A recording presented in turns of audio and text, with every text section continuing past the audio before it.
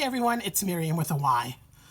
In this video, the project did not go as planned. So I look forward to your thoughts at the end about the results. Okay, first up, I was sent some molds of the company Resin by a lovely, kind viewer named Laura. Thank you so very much, Laura. This was super sweet of you. Resin is a Chinese company that's been rapidly growing with the increased popularity of resin as an art medium. As is true of all of their molds, I believe, these molds arrived in a storage Ziploc bag, which I think is going to be great for keeping molds dust-free between uses. This particular set of 3 larger molds came with pretty detailed resin instructions, some good advice for using resin, for using and taking care of the molds, how to handle resin when you're done with it, if you've got some that's left over, how to dispose of it, etc. And the fun part, the molds themselves. There's a nice sized heart, a plate-sized round mold, and a generous square. The molds are not particularly deep. They're 4/10 of an inch or 1 centimeter deep. But if you work with a good strong resin, this is plenty of height for lots of awesome pieces. I'm choosing the square mold for today's project. The finished piece will be a 7-inch square. All 3 molds from this set are 7 inches across, by the way. As you can see, the mold is wonderfully shiny, which means I will get an equally shiny piece when I demold it. This inner surface is just what one wants to see for trouble-free work. Now I'm turning the mold upside down for now, just to prevent dust from landing in it before I'm ready to pour. For our project today, we'll be using a couple of gorgeous resin art pigments by ColourArte, specifically Mystic Primrose, Aquamarine, and Belize Blues. For my resin, I'll use Clearcast 7050 because I want a strong, non-bendy finish.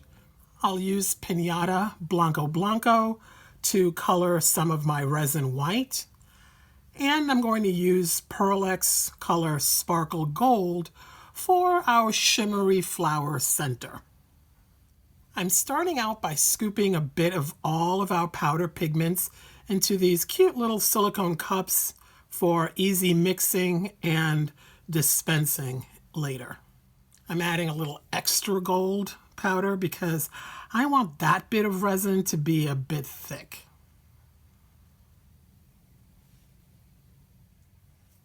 Okay, so here is where things didn't go as planned.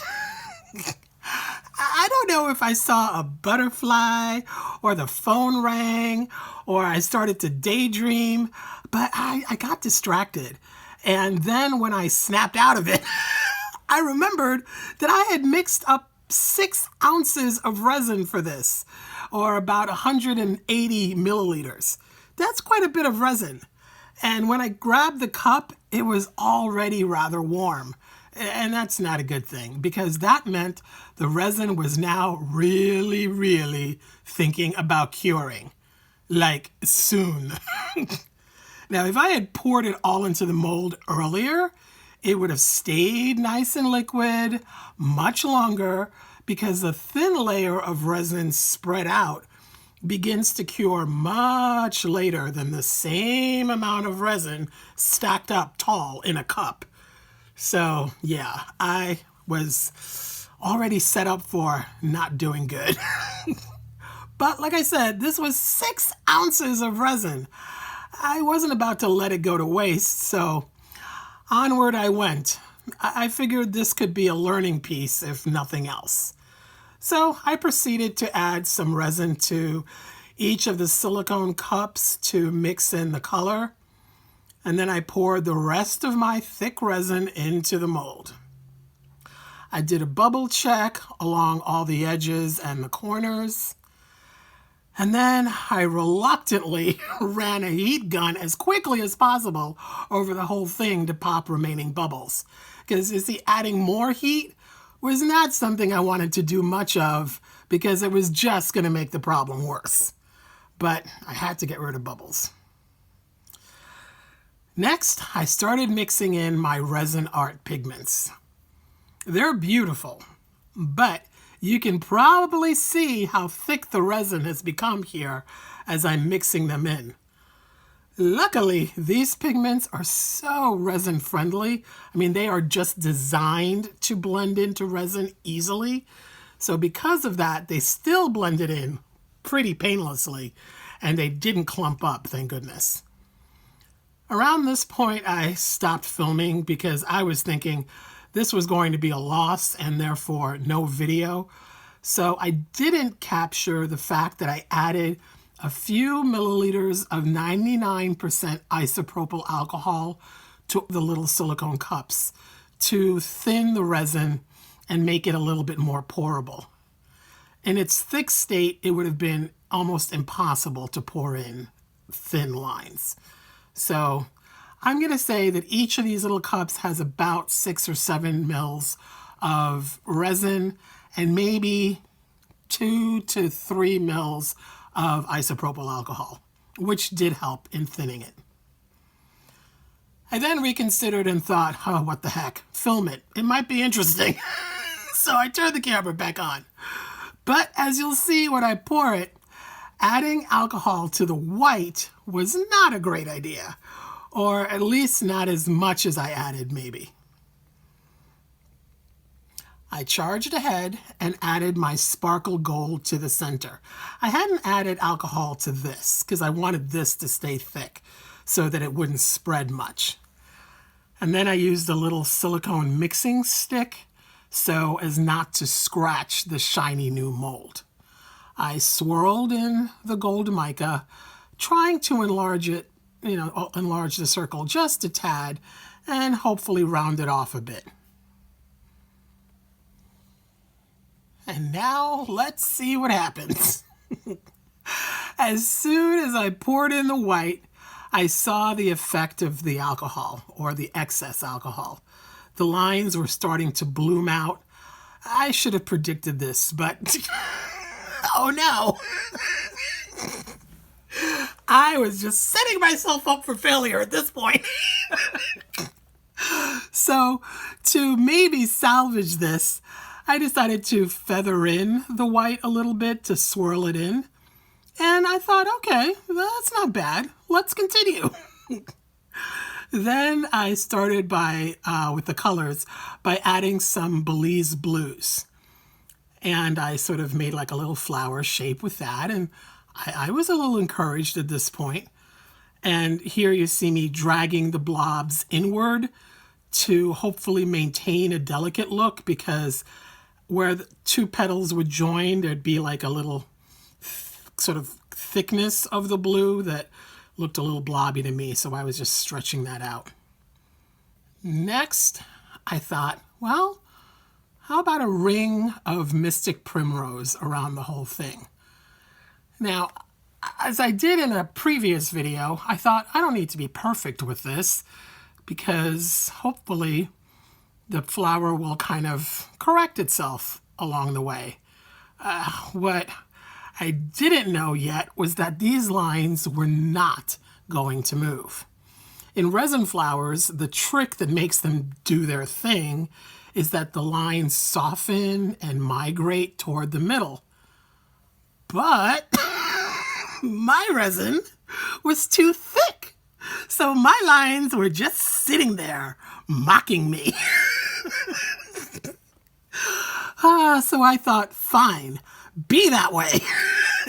I will be the boss of you, and I'm going to make you do stuff, you immovable lines, because really, I just kind of don't have very much to lose at this point, right? Anyway, I like manipulating resin, so I thought, let's just have some fun, and since these lines don't want to move, I'll move them. Dang it. I drew in some petally lines. Is that a word? Petally?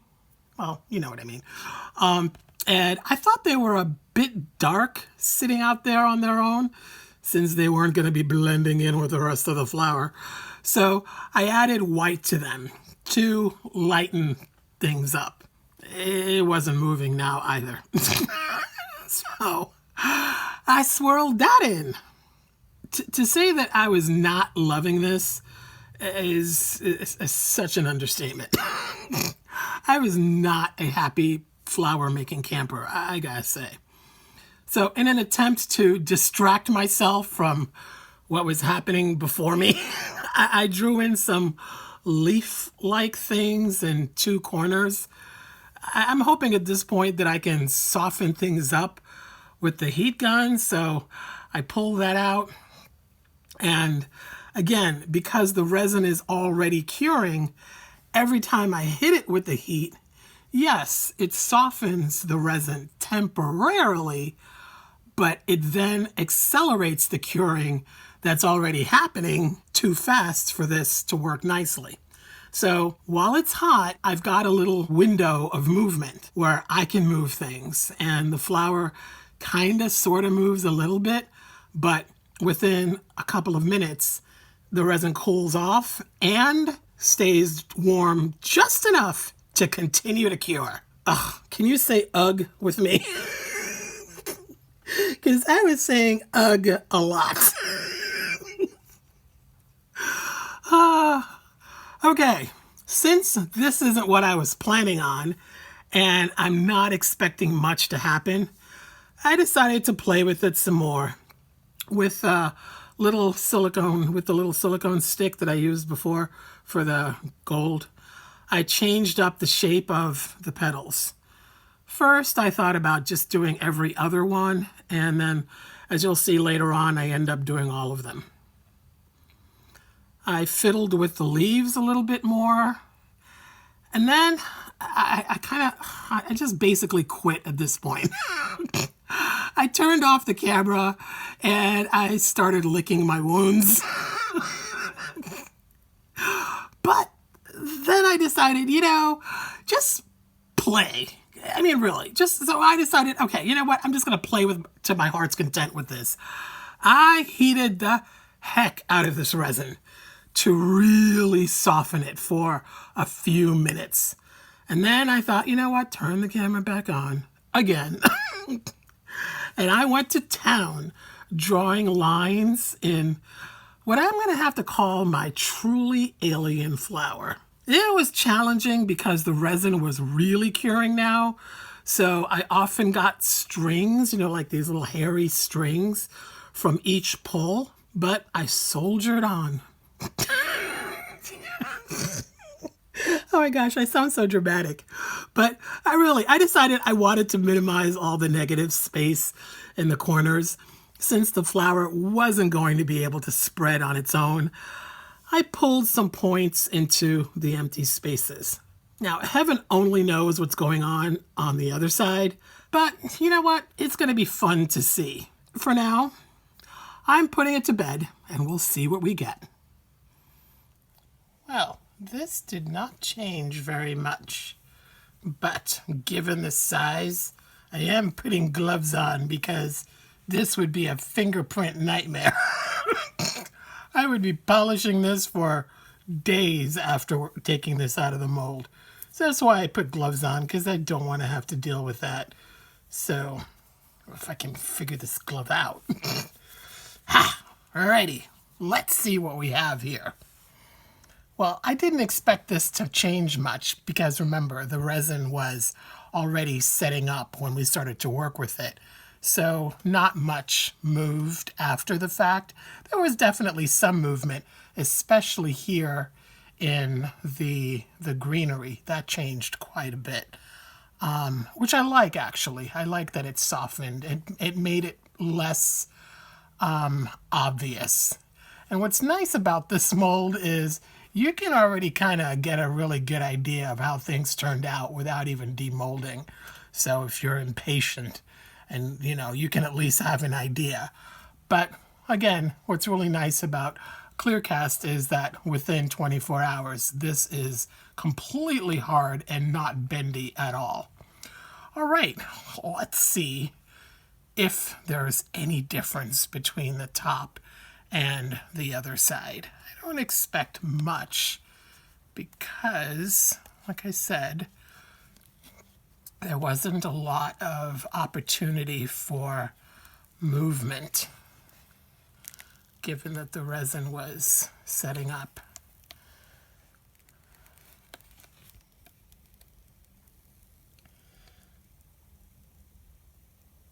I'm pulling away gently, so don't want to damage the mold. Okay.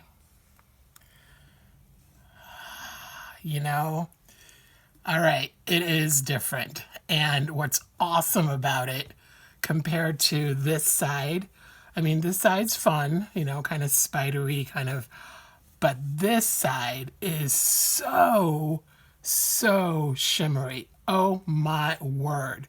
This stuff, this pigment is crazy shimmery.